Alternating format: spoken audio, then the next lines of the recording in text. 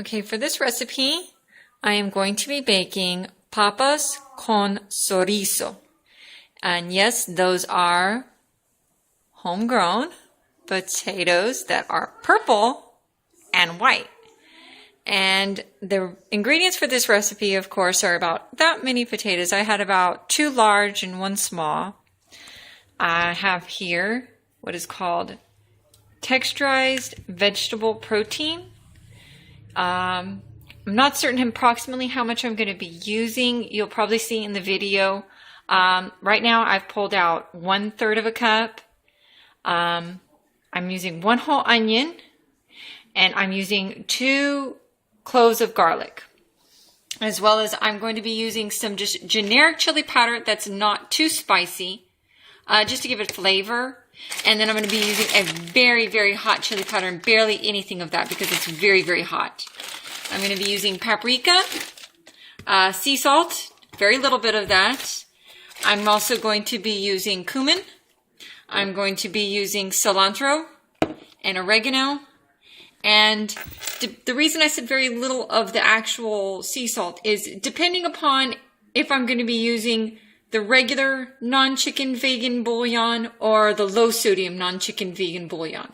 It depends upon how much salt I'm going to be putting in my recipe.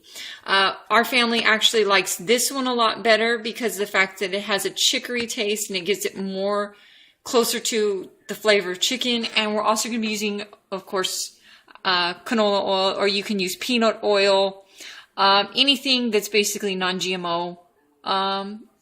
And the first thing that we're going to be doing is we're going to be putting the canola oil in a non-stick skillet. You can see there's the canola oil already in there.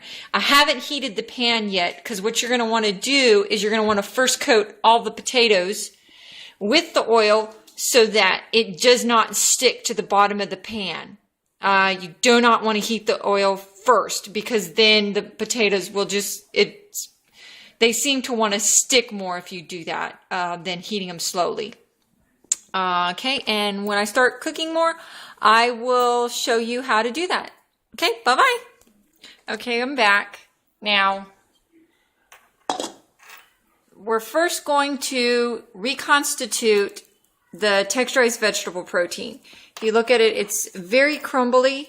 It's basically, what I actually use is an imitation of ground meat, ground turkey. You can use this taco meat. The way to reconstitute this stuff is you're going to boil some water, and it's actually going to triple in volume. So this will get triple the size of what it actually is when it absorbs the water.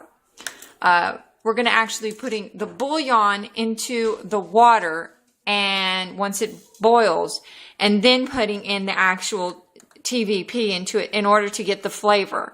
And that's what is basically going to give us the actual chickeny flavor or the meat flavor whenever we're cooking. And so once I have that going, I will get back to y'all and show y'all all about it. Okay, as you can see, the oven on this side, really, it's not on. Hasn't been turned on yet, but I have the potatoes in here. And I've actually, if you can see the oil that's coating all the potatoes that I've just mixed in and everything. Now is when I am going to actually turn on the heat. And when I heat it though, I'm going to be covering it first with a lid. The first 10 minutes of cooking potatoes, you want to at least cook maybe about 10 to 15 minutes with the lid and then still stirring. Because for that, it actually creates the steam that is going to cook the potato through. Once the potato is almost completely cooked through, then you remove the lid and keep tossing it slowly and very lightly, and that will actually toast the outside. This keeps you from having a potato that's either too cooked on the outside and then hard on the inside, or having your potatoes become mush. By just basically over steaming them. So I'll let you see basically a little bit further along what it looks like when it's time to remove the lid on these potatoes. Okay, bye-bye. Okay, as you can see, the water is at a good boil here. I'm going to be throwing in my bouillon cube. And I'm going to be stirring that up in order to get it going. And just getting that bouillon cube in there. And then I'm going to be reconstituting that TVP in here. And it's so simple. It's so much simpler than cooking than any animal product. I mean, that's what I love about this stuff, is that it's a 10-minute process of actually reconstituting it. It's really nothing at all. Oops.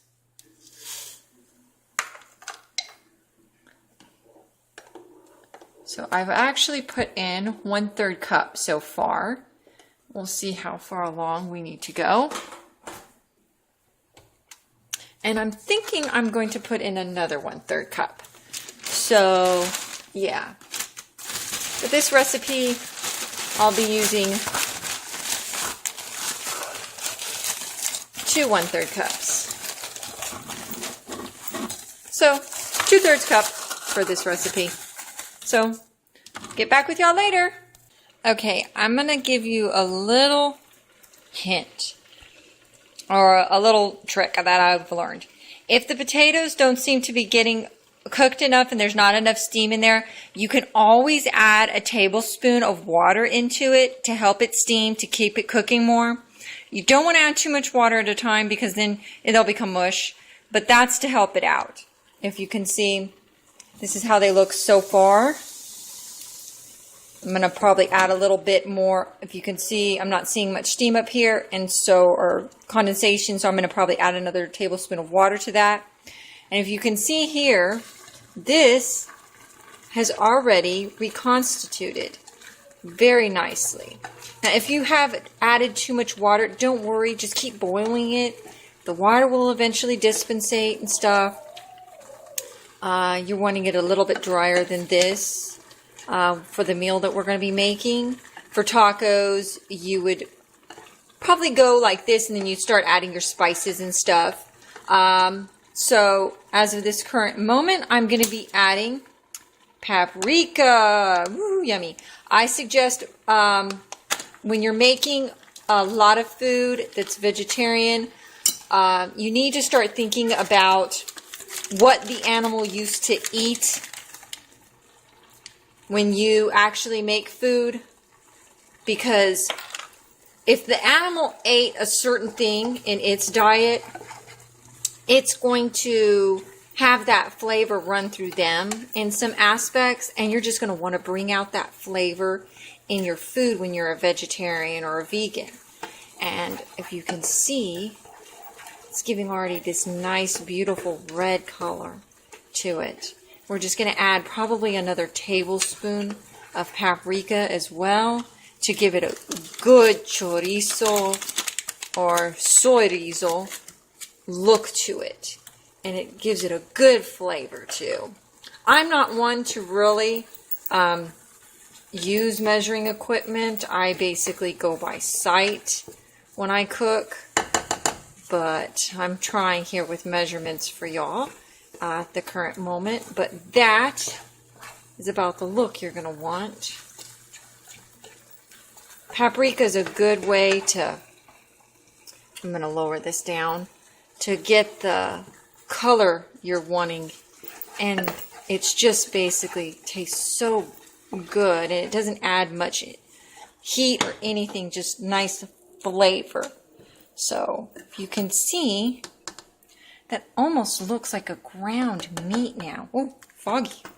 Oops. So it actually looks almost like a ground meat right now.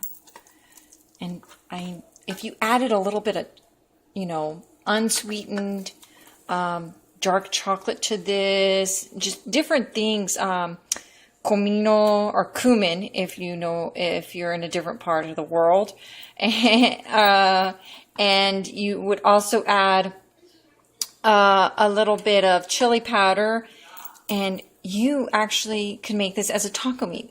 Good in tacos, just like the way this is. But I'm actually going to make papas con chorizo today. So I'm going to be adding this as like chorizo into the papas in a bigger pan later on. But let me get the potatoes, some more liquid into there, and I'll see y'all back. Okay, everybody, back again. Sorry I keep cutting in and out. I'm trying to do this by myself, really. Right now I'm adding the real generic cheap chili powder. And I'm going to be adding it to this. The generic cheap stuff that's not really hot. Just more of a flavor enhancer than anything. It's not the really spicy chilies or anything. And I'm also going to be adding a little bit of cilantro. Some cilantro, some oregano, and a little bit of lemon in there as well as with the cumin. And I will try to tell you how much I have used, and I'm going to be using a smidgen of some extremely hot chili powder. Normally if I use anything like that, I'm using like a pinch because that stuff is like strong. So I will let you know what the measurements were that I added to this. So hopefully everybody's okay. Oh yes, and my onion, don't forget. And there's the garlic. All of that will be going into there. So God bless, bye. Okay, this is the time when I'm actually going to be removing the lid off of the potatoes now. If you can see, they're kind of getting a little gooky in some areas. And so I'm going to take that off and start toasting them now more, if you can see. And I'm not certain how long this took. Maybe about 15 minutes. A good 15 minutes to get this going like this. So hope everybody's patient with me. I know this is in multiple segments and everything. I'm just really trying to get this done. So, God bless everybody. Bye-bye. Okay, in regards to the spices, I put about 3 teaspoons of the cilantro, the dried cilantro. If you have fresh, then you can use, it's going to be a lot less if you're using, or actually a lot more if you're using fresh than if you're using the dried. I put in probably 2 teaspoons of oregano. I put in half a tablespoon of cumin. I put in a teaspoon of salt, and then I put a little bit more water in mine because you're going to want to now steam it. And I only used half of that onion and all of the garlic because that onion was pretty big.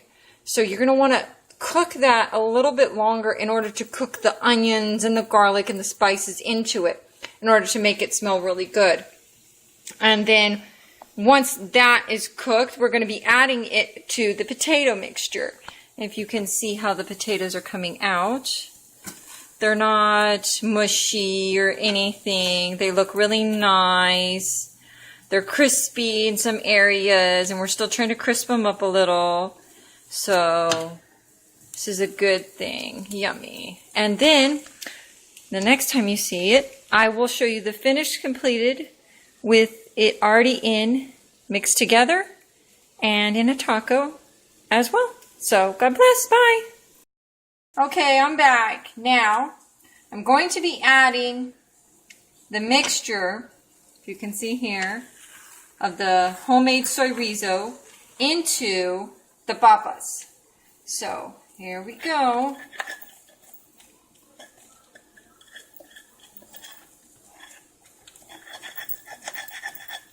Yummy. Yummy. So, now, I'm just going to slightly toss the potatoes and chorizo. And see, you don't have to give up on the things you love. It took me a long time to figure out how to do things like this. So I pass this along to you, my fellow people trying to make wonderful food that's healthy and good for you. Another thing I want to say is that I put in that chorizo when I was making it, I put in 1/8 of a teaspoon of that really hot chili pepper, or what you would call cayenne pepper. Whoa, hot! And then I also added half a teaspoon of lemon juice because I normally add in the actual, normally they add in vinegar into Soyrizo, but if you can see, get a good look at this, take a good picture. Soyrizo con papas. Yeah. There you go, everybody. God bless. Okay, this is the finished results. Papas con Soyrizo. You can see, it's really yummy. A whole wheat taco. So I am going to go eat. God bless, and I hope this was very helpful for all of y'all trying to learn new recipes. God bless.